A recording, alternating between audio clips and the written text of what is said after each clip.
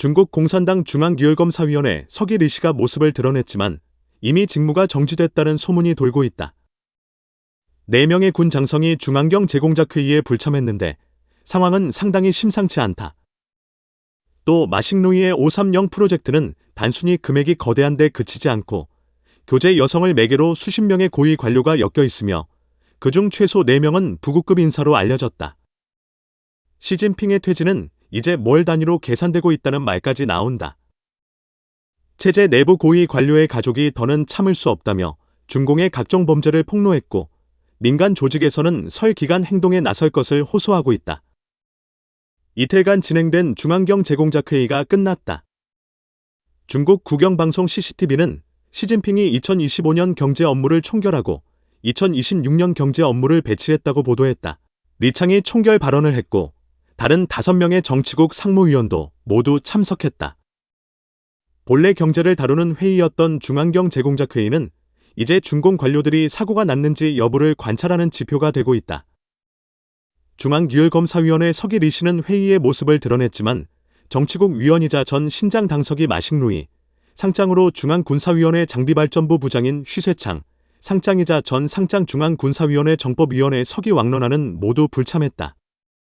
이 밖에도 2명의 중장이 불참했는데 전 중앙군사위원회 훈련관리부 부장 왕펑과 국방동원부 부장 유파칭이다.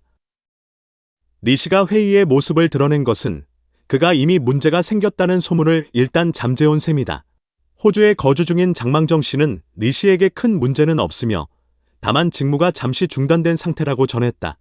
장 씨는 사적으로 리씨의 아내와 마식루이의 아내가 홍콩에서 부동산 사업을 하고 있으며 5개 프로젝트가 있다고 말했다. 리씨는 광둥성 당서기로 재직하던 시절 마식루이는 성장을 맡았고 2 사람은 4년 이상 함께 일한 경험이 있다. 따라서 2 사람의 아내가 홍콩에서 함께 부동산 사업을 했을 가능성은 매우 크다. 홍콩 다푸 지역 화재의 배후가 이들과 관련이 있는지는 알 수 없다. 장 씨는 나에게 많은 관련 정보를 보내왔지만 이는 그가 파악한 전체 정보의 약 20분의 1에 불과하며 더 많은 내용은 제공하기 어렵다고 했다. 심지어 이 정도의 내용조차 인터넷에 공개하지 말아달라고 요청했다. 장 씨가 제공한 정보에 따르면 리씨는 여전히 위험한 상태에 놓여 있다. 그가 회의에 참석했다는 것은 당장 문제가 없다는 뜻일 뿐 이후에 일이 벌어지지 않는다는 보장은 아니다.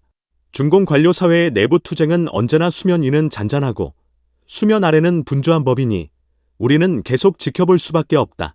이번 회의에 불참한 마식루이는 산둥파의 핵심 인물로 시진핑이 상당히 의존해온 중신이다. 마식루이에 대해서는 잠시 후 집중적으로 다루겠지만 그의 상황은 매우 불리하며 조만간 공식 발표가 나올 가능성이 크다. 같이 불참한 쉬쇠창과 왕런하 역시 상황이 좋지 않다. 이들은 모두 20기 중앙위원으로 이전에 20기 사중전회에 불참했고 이번에 또 경제공작회의에 불참했다. 상황은 매우 심각해 보인다. 비교할 수 있는 인물로는 10월에 공식적으로 낙마한 전 중앙군사위원회 정치공작부 상무부주임 허웅진이 있다. 작년 경제공작회의에서 허웅진과 왕런하는 쉬쇠창의 왼쪽에 앉아 있었다. 허웅진은 시진핑이 직접 발탁해 중용한 인물로 전 정치공작부 주임 묘호와의 후임으로 점찍혀 있었다. 쉬쇠창과 왕런하 역시 시진핑의 신임을 받아 육성된 군 내부 핵심 인물이다. 쉬쇠창은 국방대학 총장을 지냈고 장비발전부와 마찬가지로 부정구급 기관에 속한다. 군 개혁 이후 장비발전부의 위상은 더욱 중요해졌다. 왕런하는 묘호와와 관계가 매우 밀접했고 그의 승진 역시 묘호와의 발탁 덕분이었다. 지난해 해군 상장으로 진급할 당시 시진핑이 직접 계급장을 수여했다. 이제 허웅진이 공식적으로 낙마한 상황에서 역시 시진핑이 중점 육성한 쉬쇠창과 왕런하가 연속으로 중요 회의에 불참하고 있다면 이들 역시 문제가 생긴 것일까? 이는 매우 주목할 만한 대목이다. 전 중앙군사위원회 훈련관리부 부장 왕펑과 국방동원부 부장 유파칭 역시 마찬가지다. 왕펑은 성격이 사납고 군중의 야생 늑대로 불렸으며 시진핑의 눈에 들어 훈련관리부 부장으로 발탁돼 실전형 훈련 지시를 직접 집행했다. 유파칭 역시 시진핑이 직접 발탁한 인물로 국방동원과 예비전력 건설을 지도했다. 그는 20기 중앙위원이지만 사중전회에 불참했다. 이번 경제공작회의까지 빠진 이 2 사람 역시 상황이 좋지 않아 보인다. 독립평론가 차이성쿨은 자신의 프로그램에서 당내에 시진핑이 중용한 인물들을 각종 수단으로 숙청하려는 강력한 세력이 존재한다고 분석했다. 그는 국내 사정을 잘 아는 인사의 말을 인용해 시진핑의 퇴진 시점은 월 단위로 계산되고 있으며 붕괴의 날이 매우 가깝다. 중앙에서 지방까지 이미 운영이 안 되고 있다고 전했다.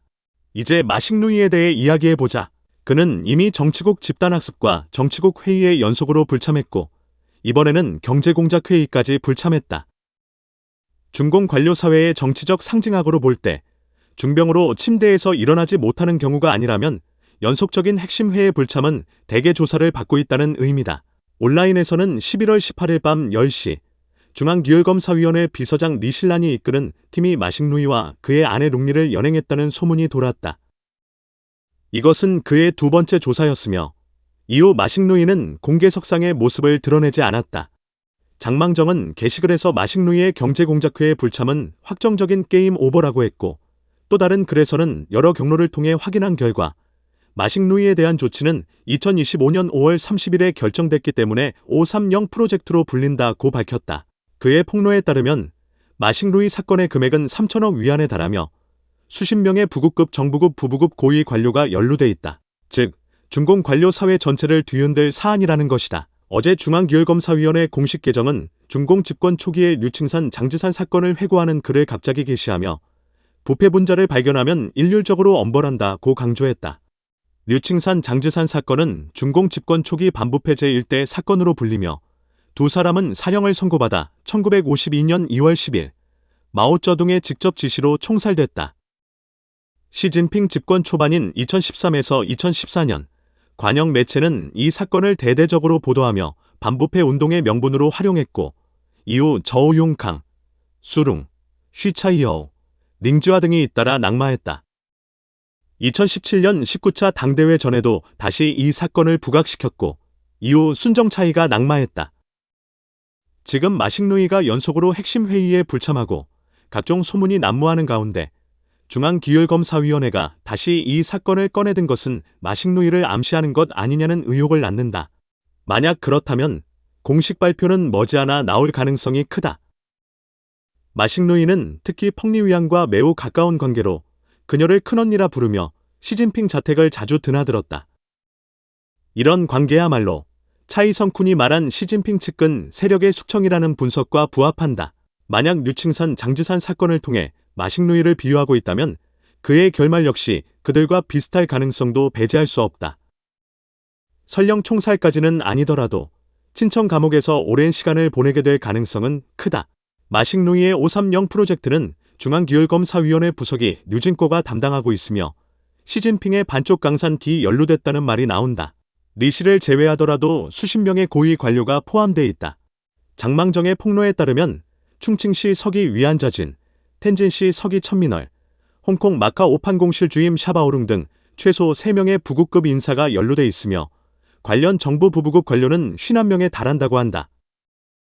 이 정도 규모라면 마식루이가 공식적으로 낙마할 경우 중공 관료 사회가 어떤 충격을 받을지 충분히 상상할 수 있다. 이후 우리는 샤바오룽, 위안자진, 천민얼 등 이들 고위 인사들이 연쇄적으로 폭로될지 그리고 시진핑 펑리위안 부부가 어떻게 꼬리를 자르고 생존을 모색할지를 지켜봐야 한다. 그렇다면 왜 이렇게 많은 고위 관료가 마식루이 사건에 연루됐을까? 그 중심에는 우왕팡이라는 여성이 있다. 장망정의 폭로에 따르면 그녀는 마식루이 아내 룽리의 양녀이며 현재는 우철린이라는 가명으로 활동하는 원저우의 유명한 교제 여성이다. 우왕팡은 저장성 리수이시 직링 서족자치현 외양촌 출신이다. 2013년 남자친구 예상란을 통해 원저우 관료 사회에 진입했다. 그녀는 여러 고위 관료와 관계를 맺었으며 바오강철 전 회장 천더룽, 원저우시 서기 시절의 천혜이준도 그녀를 저자친구로 삼았다. 2022년 설 기간 샤바오룽이 저장을 방문했을 때 천혜이준과 위안자진이 동석했고 우왕팡과 그녀의 의자매도 함께 있었으며 의자매는 샤바오룽을 접대했다고 전해진다. 이후 우왕팡은 동생 우둥을 천혜이진의 생활비서로 보내 신장으로 동행하게 했고 그는 신장 당위원회 상무위원까지 올랐다. 이 선을 따라 수많은 관료와 홍색 자본가들이 얽혔고 홍콩 전 보안국장 예류수이까지 포함됐을 가능성도 거론된다. 이처럼 혼란스럽고 얽히고 설킨 관계는 교제 여성 우왕팡이라는 한 줄이 마식루이, 샤바오룽, 위안자진, 천민월 등 시진핑 진영의 핵심 인물들을 하나로 묶어버렸음을 보여준다.